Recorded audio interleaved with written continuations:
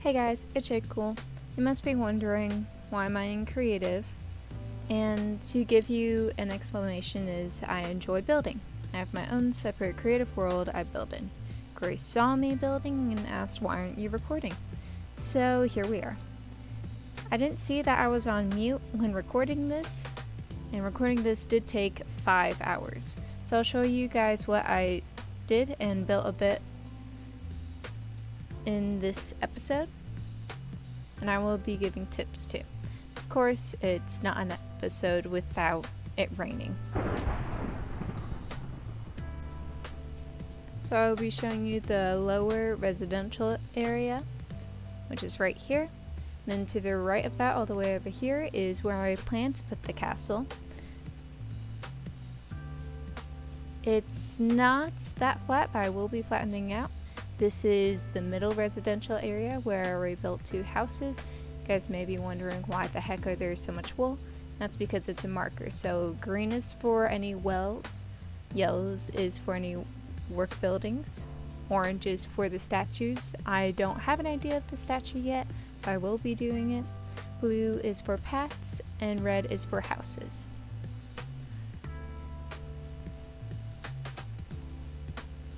So I've already built 2 of the houses, and they were both off camera. So I will be showing you guys a bit of the houses. So moving on from the middle residential area, you have the upper. I'm going to be calling it a town square, where there's going to be working stands and a statue in the middle with paths going all over. Now the area behind that was going to be anything that I wanted it to be, but I wasn't sure. This over here is a little watering hole with a well. There's going to be a little statue there too. Off camera I did build some mines. These aren't fully done, but I didn't really have a lot of time, or didn't want to spend a lot of time on making these mines without building the rest of the thing. So I'm jumping back and forth between other builds. And over here is going to be a little stall, whether it's for tools or for ores. Over here is where I'm going to place a wheat farm. It has a little well, and there's a windmill. Behind the windmill and down this blue path, I'm going to be making a harbor. I don't know how big it's going to be or how big I want it to be, so I'll just leave it at that. Behind where the castle's going to be, it's going to be another river.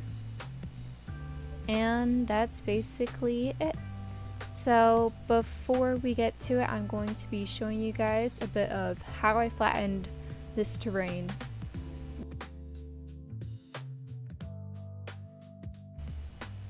So you want to start out in an area where you want to flatten it out, of course. You're going to click F3 to see this screen, and in the left middle of the screen you're going to have your X, Y, and Z. I'm using wood as a marker so I can see where I'm going. X is from north to south. Y is up and down, like the floor level you on. And Z is going to be your east from west, as I demonstrate moving it back and forth to show you them changing which way I go.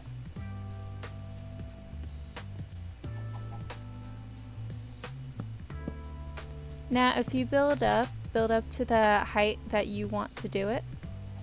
So right now I want 106 to be the little square I'm going to do it, and you see that on the left side that it is in the way of what I've built before. So if I were to go on the other side, which I will show in a bit, and do from the floor level I'm on to the floor level that I'm on right now, which is 106, it will delete everything in that square radius. So we are going to change that because it is in the way.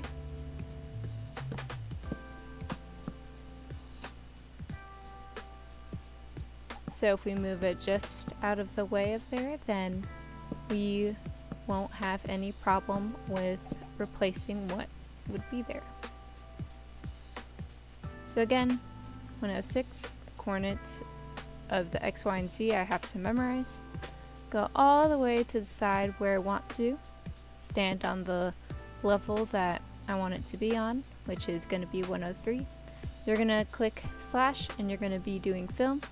You're going to place in the coordinates of the land you want all the way where you marked the other wood. Once you do that, it'll turn blue. Then you're going to do a little squiggly mark, like so. And you're going to be doing that 3 times with a space in between. Next, you're going to be clicking either one of those to what you want to fill with. Right now I want air because I don't want anything in the way. And as you see, when I click enter, that gets rid of it. And it will say in the chat that you successfully filled in those blocks, whether it's with whatever. And it does save a bunch more time, and that's definitely what I did with these areas. So I'm going to move on to a house now, and I'm going to start building it. A little tip, guys, just make sure that it is spacious and you can make it however you want when building in your own world. Make mistakes, just have fun and do what you want. And of course, it was raining again when I was building. But honestly, guys, do what you like, because in Minecraft, it's a world for creation. So have fun with it.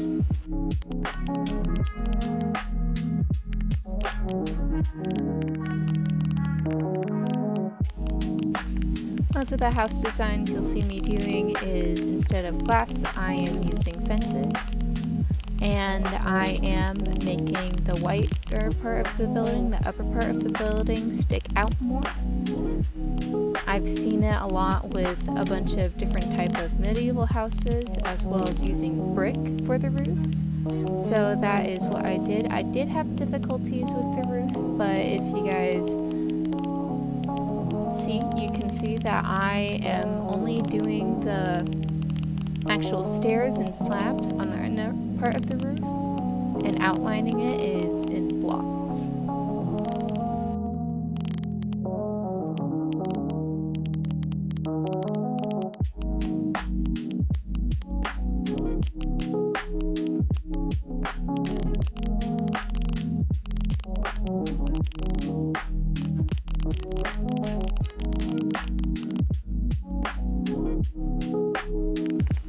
To make my buildings pop out, I am doing a rim of spruce, just giving it some 3D. And I honestly had really fun. These accent marks I did around the house were actually enjoyable compared to the roof part. I filled in the rest with fence, and I am using spruce trapdoors just to make it look a bit more medieval.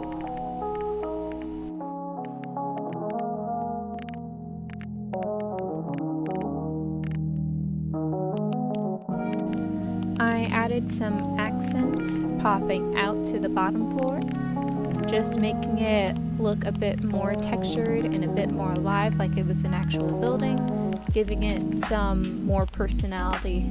And once I liked the idea that I went with, then I continued it along each part of the house. I tried a few more things in the front of the house before settling. I liked what I saw and went directly into the inside.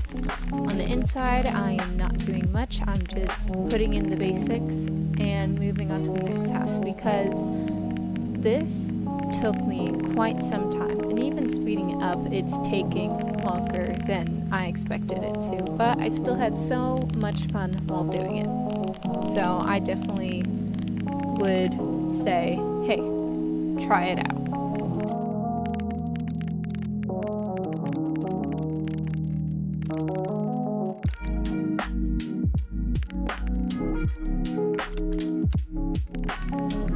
I loved how the barrels looked on the inside, so I went with that, giving it dark oak to not only match with the fencing, but with everything else. I felt like the gap in the upstairs could use some filling, so I placed trapdoors there, tested them out, they worked well, and then I went back downstairs to the kitchen and started to make it.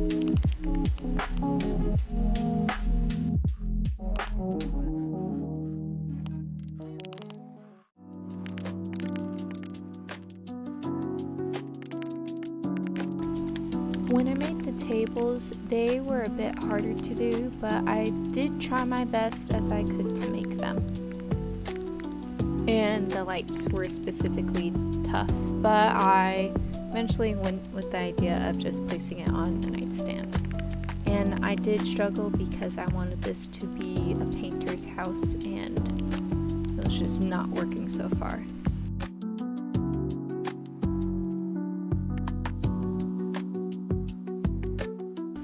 For the banners, if I'm being completely honest, I just threw on a bunch of random stuff.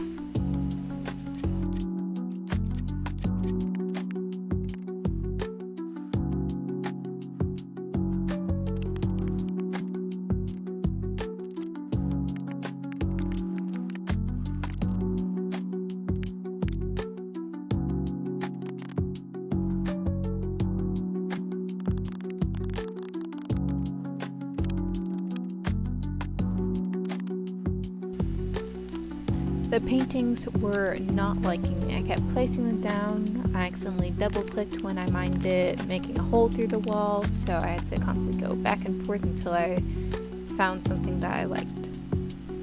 So I checked it, and then after I saw how much time I spent on that, I went straight to the windmill. I started out with the circle, and then I continued building it from the ground up, making it a bit higher on the larger ends. At this time, you could see me paused, and I did walk away for quite some time, so that was fun. And the reason for that, believe it or not, is I think squatters actually went to my neighbor's house. If you guys don't know what squatters are people who stay in people's homes if they're abandoned. And what we did immediately after is look at their license plate,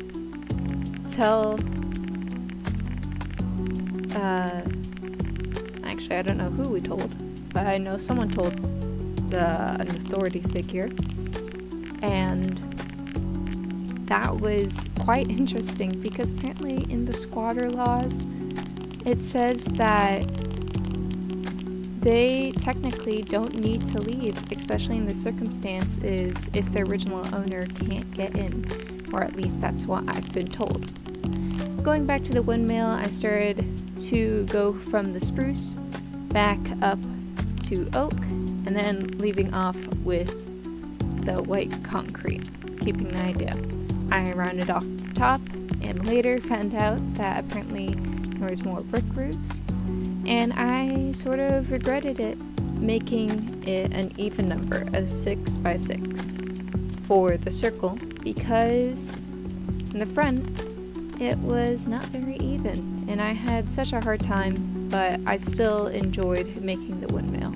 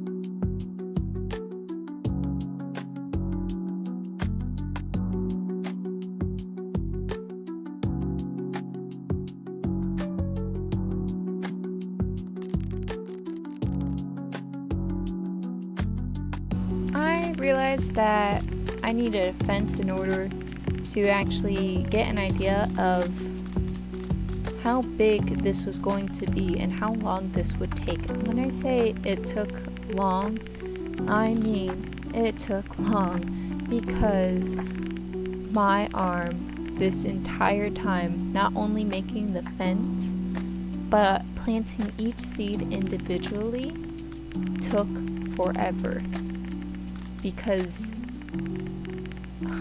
my arm was killing me by the end of this.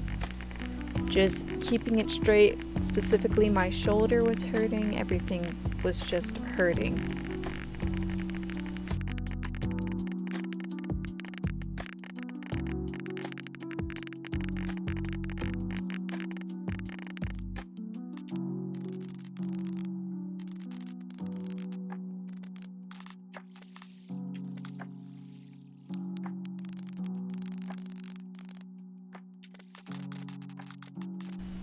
I then moved on to the house portion, the little farmhouse, and I did actually have so much fun with this. I had to do some research beforehand, thinking, oh, would a medieval house be different from a regular medieval house? And apparently not really. Besides how it was made, it wasn't that much different.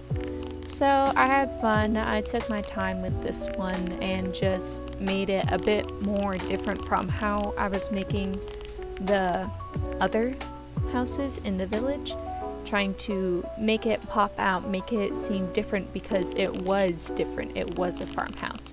So I had so much fun with this and decided, you know what, why not make a balcony with it? And furthermore, I actually made a basement for it too. Made a little wine cellar for it.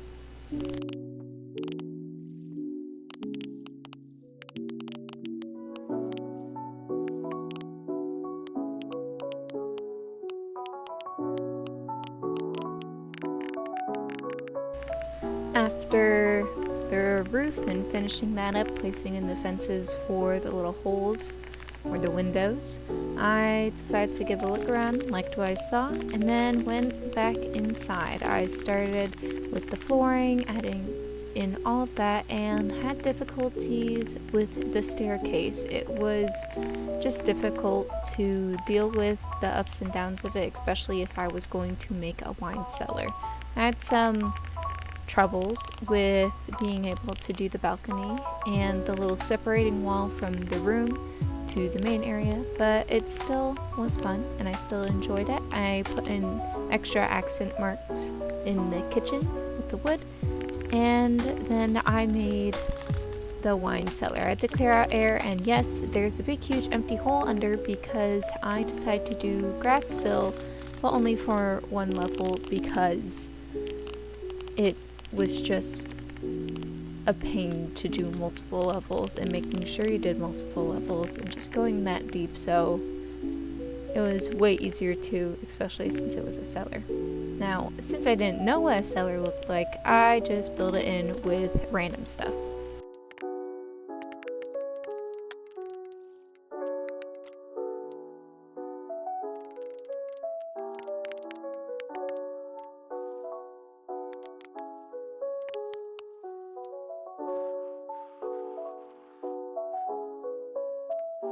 I finished up with the inside of the house, so now it's time for the well. I had fun with it. I tried out a few different things before finally setting with the I didn't mean to do that. I'm keeping that in. Before settling with what I liked, added in water. I placed some extra bits around it, made it look like it was eroding away. Of course it rained too. I added accent marks around the house, and then after finishing up with the well, I decided to add some shrubbery around the house. And I did enjoy this part too. After I finished with the house, I was like, oh, it'd be so cute to put drip leaves in, right? No, it didn't let me. So instead, I just worked on the path. I have a grudge against that. I tried again later, and it still didn't work. So guys, please let me know why it didn't work. I moved in back to the windmill after I was done being mad, I came into a dilemma where I started with the floor with oak and then realized I did part of the build with oak and that it would just clash, so I had to redo it again with birch.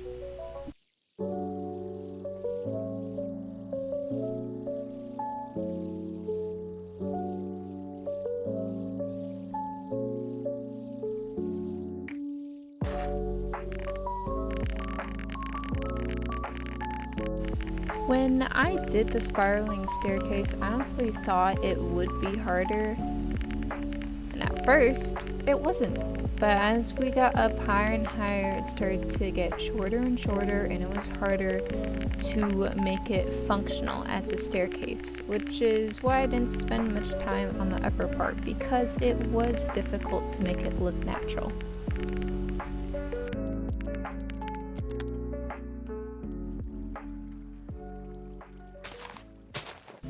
And now it's time for the grand tour. So you go in through the archway, and here's the little path I made. The path didn't take us long, but the wheat field definitely did. It took a very long time placing each one individually.